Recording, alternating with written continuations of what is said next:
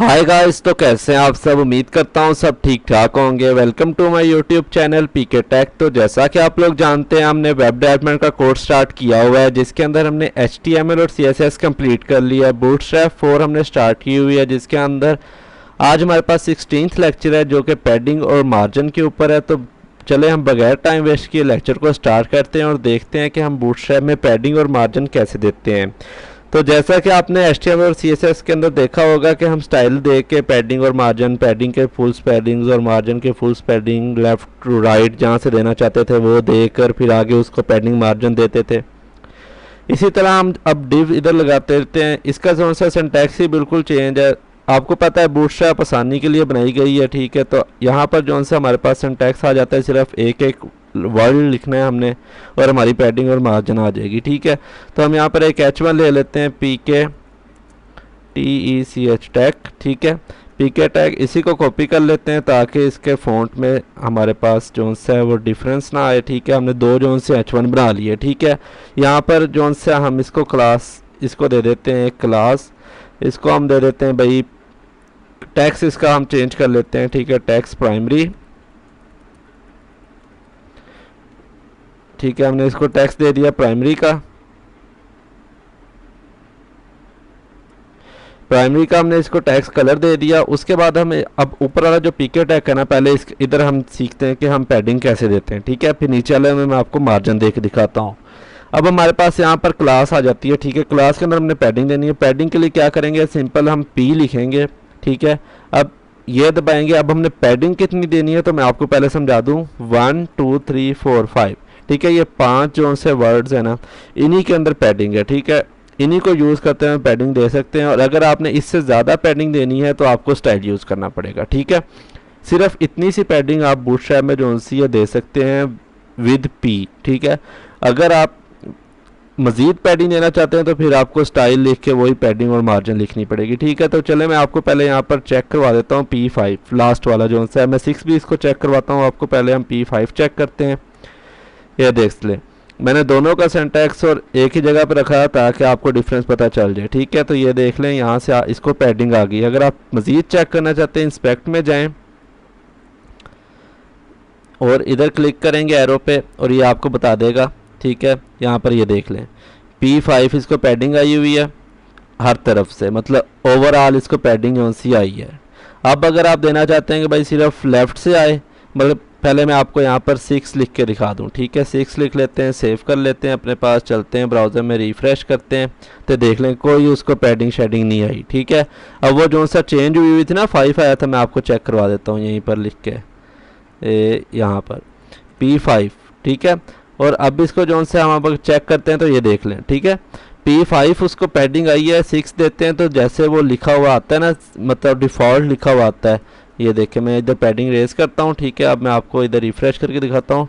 Default जैसे लिखा हुआ है ना, कोई पैडिंग मार्जिन के अलावा ऐसे लिखा होएगा। सिर्फ देख लिया आपने, 5 तक हम पैडिंग और मार्जिन सिर्फ दे सकते हैं। इससे मज़ीद देंगे तो वो नहीं यूज़ होगी, आपको स्टाइल यूज़ करना पड़ेगा। अब मैं आपको P लेफ़्ट से देख दिखाता हूँ, सिर्फ लेफ़्ट से उसको पैडिंग है, ठीक है। तो हम यहाँ पर 3 की पैडिंग उसको लेफ़्ट से दे देते हैं। सेव कर लेते हैं, जाके इधर रिफ़्रेश कर लें या 5 दबा लें तो आपको सेम वही काम आएगा। अब ये देख लें, लेफ़्ट से 3 की पैडिंग आ गई और ये देख लें जी, लेफ़्ट से हमें 3 की पैडिंग आ चुकी है इधर से, ठीक है। इसी तरह अगर आप इसके साथ अगर आप चाह रहे हैं कि मैं पैडिंग टॉप से भी देना चाहता हूँ तो आप इधर लिखते हैं टॉप से आपने कितनी देनी है तो आप ये दे सकते हैं, ठीक है।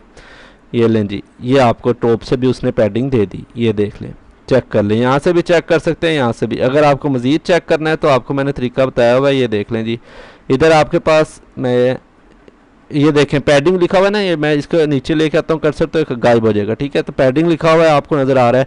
उधर 24 पिक्सल की एक तरफ से आई हुई है और लास्ट में देखें 16 पिक्सल है। क्लॉकवाइज है ना, टॉप जोन से मैंने 24 पिक्सल दे दिया उसको, फिर उसको राइट से 0 है, लेफ्ट से 0, बॉटम से उसको 16 पिक्सल आई हुई है, ठीक हो गया। इस चीज़ की समझ आ गई। तो चले जो से अब हम आगे जो से इसको देखते हैं। अब इसके अंदर आ जाती है मार्जिन। मार्जिन क्या काम करता है मैं आपको यहाँ पर इम्प्लीमेंट करके दिखा देता हूँ। मार्जिन का काम तो आपको पता है, हम लिखते कैसे हैं, वही M लिखेंगे और मतलब आपने जो देना है उसको मार्जिन ओवरऑल देना चाहते हैं तो ओवरऑल आ जाएगा आपके पास यहाँ पर। ये देख लें, ठीक है। अगर आप जो है उसको लेफ़्ट या राइट या टॉप या बॉटम B लिख देते हैं तो बॉटम से आ जाएगा।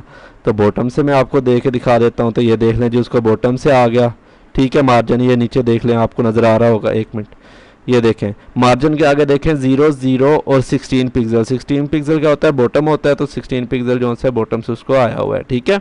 अगर आप मज़ीद देना चाहते हैं तो मैं आपको ये भी 6 भी दे के चेक करवा देता हूँ। सेव कर लेते हैं, यहाँ पर चलते हैं, रिफ़्रेश कर लेते हैं इसको, और ये देख लें जी, मार्जिन उसको कोई नहीं आया नीचे से, वो जिधर था उधर ही है, ठीक है। अब जो है अगर आप इसके अंदर मज़ीद इसको देना चाहते हैं तो वो मैं आपको दिखा देता हूँ।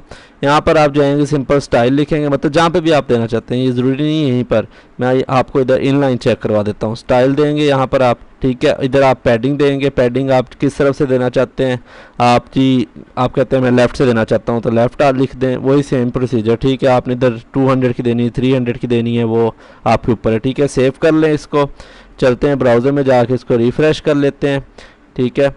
और यहाँ सॉरी 1 मिनट, उसको उतनी तो पहले ही आई हुई है, इनके ज़रिए उसकी पैडिंग उतनी आ गई है, ठीक है। अब मैं इसको रेज़ करता हूँ, ठीक है। सेव करते हैं और इसको रिफ़्रेश कर लेते हैं, ये देख लें जी, ठीक हो गया। हमने वो क्लास वाली रेज़ की है तो उसको उधर से लेफ़्ट से उसको आ गई, लेफ़्ट से आप देख लें 300 पिक्सल लिखा हुआ ना लेफ़्ट से, ये लेफ़्ट से आपके पास यहाँ पर आ गई है जी पैडिंग, ठीक हो गया। अब जी मैं आपको दोबारा चेक करवा देता हूँ। अब यहाँ पर हम क्लास देते हैं ना, क्लास पैडिंग लेफ़्ट से बॉटम से दे देते हैं, बॉटम से हम उसको दे देते हैं जी 5 की, ठीक है। 5 ज़्यादा ऊपर चला जाएगा, हम टॉप से दे लेते हैं, ठीक है। बॉटम से ऊपर को जाएगा तो टॉप बेस्ट रह जाएगा, ठीक है। टॉप से हमने दे दिया उसको पैडिंग 5 की, इसको जाकर सेव करके रिफ़्रेश करते हैं, देख लें जी टॉप से उसको ऊपर से आ गई है, टॉप देख सकते हैं, पैडिंग 48 पिक्सल आ गई। अब 300 पिक्सल जो है उसको वो बॉटम से आई, मतलब लेफ़्ट से आई हुई है, ठीक है। पैडिंग के आगे देखें 48 पिक्सल टॉप, और लेफ़्ट से उसको 300 पिक्सल जो हमने रिटर्न दी हुई है, ठीक है, स्टाइल में, ये देख लें आपके सामने। इस चीज़ की अगर समझ आ गई है आप लोगों को तो बेस्ट है, अगर नहीं समझ आई तो आप कमेंट सेक्शन में दोबारा मुझसे जो भी आपका क्वेश्चन हो इसके रिलेटेड आप मुझसे पूछ सकते हैं, ठीक है।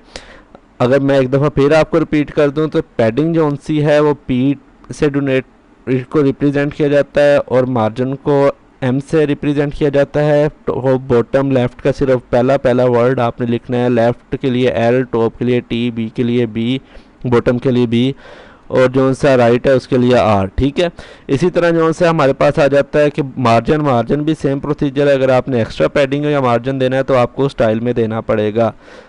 वीडियो अच्छी लगे तो लाइक करें, चैनल पे न्यू थे सब्सक्राइब करें, दोस्तों के साथ शेयर करें। मिलते हैं नेक्स्ट लेक्चर में, अपना ख्याल रखें।